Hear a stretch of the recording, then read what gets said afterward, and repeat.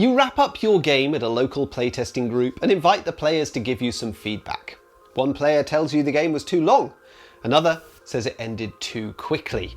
One player tells you the game was too complex. Another says the game was super easy to learn. One player loved all the dice rolling. Another says to cut out all the randomness. One wanted more player interaction. Another wanted less. You dutifully note down all the testers' observations and thank them for their help, but you have absolutely no idea what to do next. Does this sound familiar? Players are full of suggestions, but they rarely agree. So who should you listen to? And who should you ignore? I'm Adam Porter. I've been creating games my whole life, and over the last decade I've seen multiple of my designs distributed all over the world. I've faced the scenario that I just described countless times, and I want to provide you with a tool to help you to negotiate those contradictory messages, to find your own way through the confusing fog of playtester feedback. New designers often try to design by committee. If 2 testers suggest adding trading, then trading gets added. If 3 testers suggest removing combat, then combat gets removed. All good ideas, but the game is being pulled in too many different directions at once. The truth is, this isn't a problem with your testers. The real issue is that you haven't decided what game you're actually trying to make. Design pillars exist so you can reject good ideas.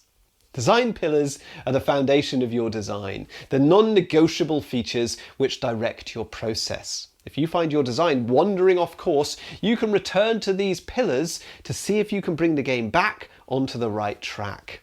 I see huge value in defining design pillars early in the game design process. They should follow a period of sustained reflection. Who am I designing this game for? How best can I serve them? Once you've determined that you have a strong concept with a viable audience, and importantly, a concept that you will enjoy developing, it's time to nail down the basics, to set them in stone.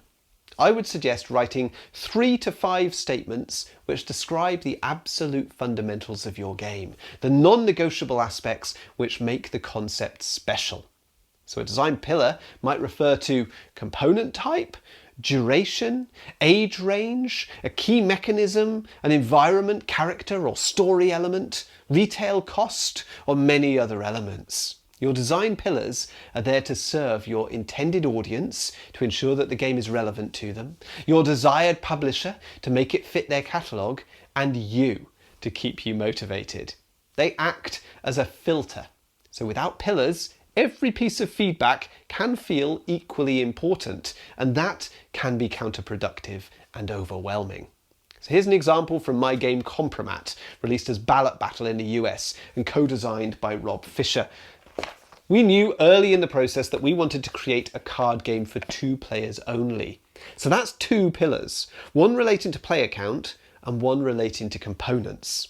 It's interesting looking back on those pillars now. I do recall several times during the process of making this game that we were pushed towards expanding the player count by playtesters and some potential publishers, but we resisted. The 2-player dual aspect was core to the experience that we wanted to create. The final 2 pillars for Compromat were more mechanical. So our basic concept was to create a lane battler in the vein of Schottentotten or Lost Cities, but with a blackjack mechanism at its core. If any of those pillars had been altered during development, we would have been creating a fundamentally different game. So let's take a look at a more recent release, Flip Pick Towers, again co-designed by myself and Rob Fisher.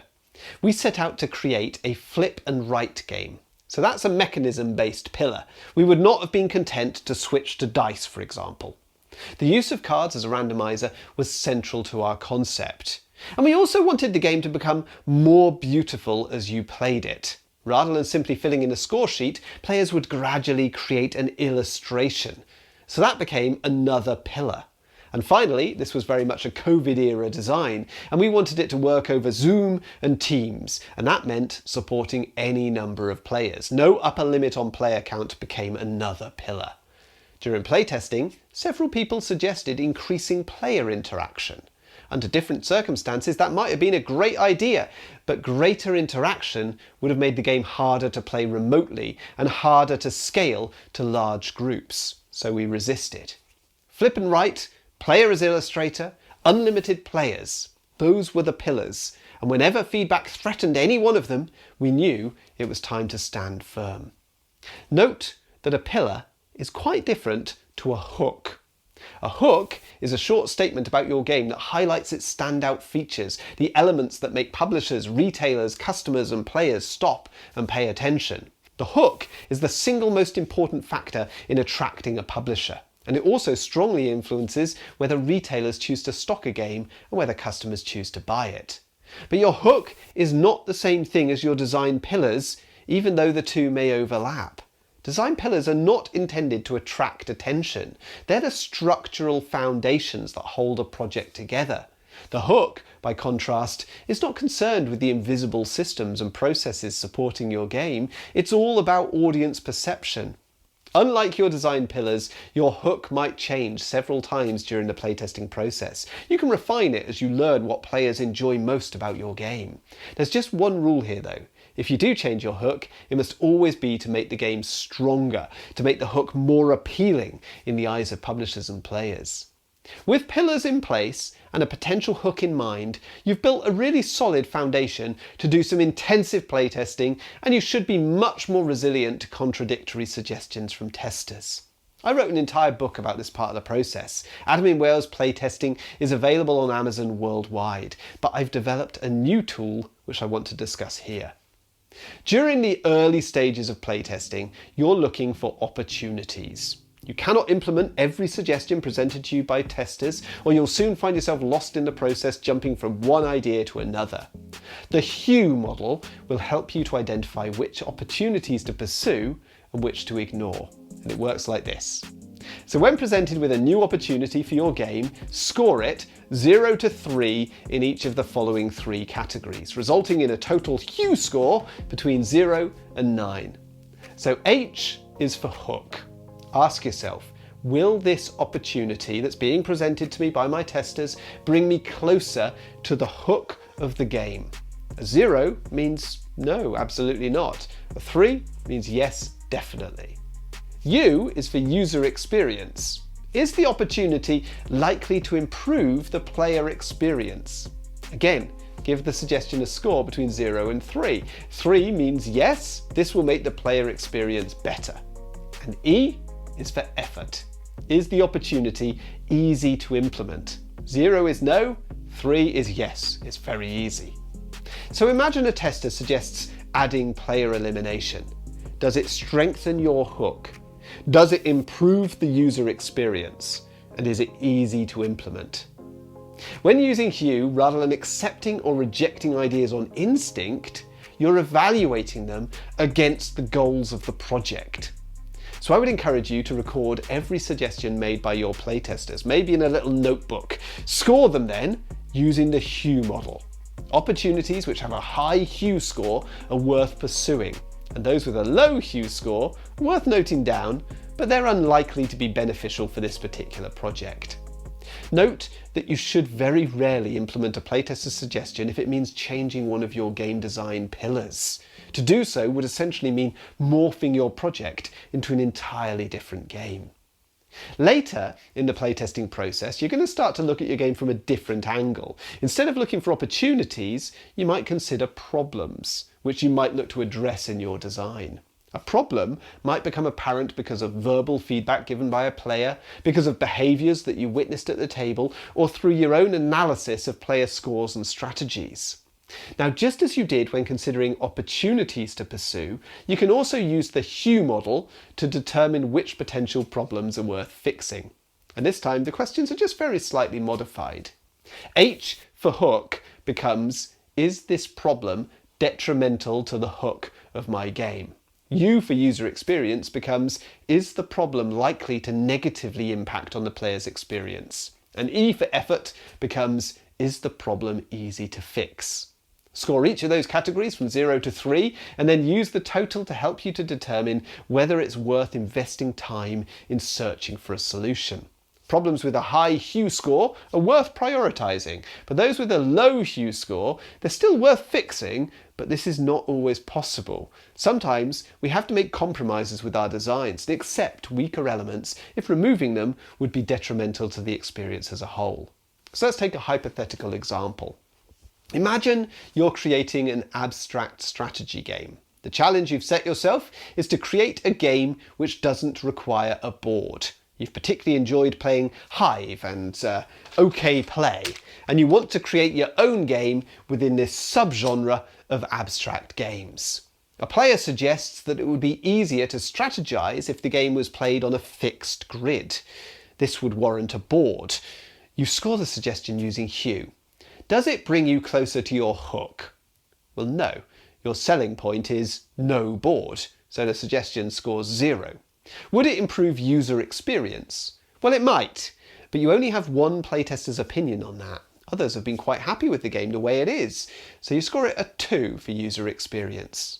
E is for effort. How easy would it be to prototype and experiment with using a fixed grid?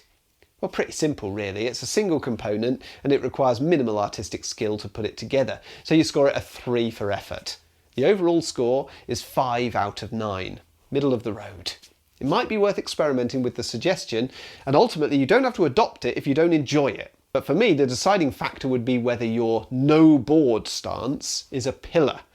If it's just a nice feature but you're not committed to it, then you can discard it, so long as you can find another suitable selling point. If it's a pillar, I would stand firm. You set out to create a game with no board, so adding one would make it a different game. Playtesters have 2 important roles: identifying the most enjoyable aspects of your game and identifying problems. They're often very keen to offer solutions as well, but really that sits outside of their role and you're under no obligation to implement those suggestions. 5 different players might tell you that your game feels too slow. Now that's a pretty strong indication that you've got a bit of a pacing issue. Those same 5 players though might offer 5 completely different solutions. One wants fewer turns, another wants simultaneous play, a third wants fewer decisions, a fourth wants more powerful actions, a fifth wants the game shortened by 20 minutes. Well, they can't all be right.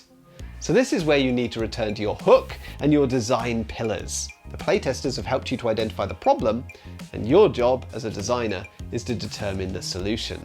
Only you have the full context needed to decide what changes strengthen your game and which transform it into a different game. So here's my closing piece of advice. Next time you run a playtest, don't leave with a page full of random notes. Leave with 2 lists: opportunities and problems, and then score them using hue. Not every suggestion deserves your attention, and not every problem deserves a solution. Before you implement anything, ask, does this align with my design pillars? Does it strengthen my hook? And is it genuinely improving the experience? Or am I simply reacting to the last person I spoke to? You've got one job: build the best version of the game that you set out to make.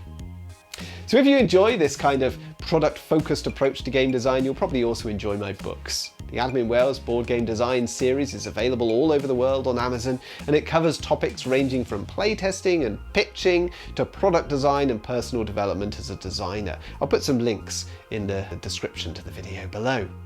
I look forward to bringing you more game design content in future videos, and until then, all the best.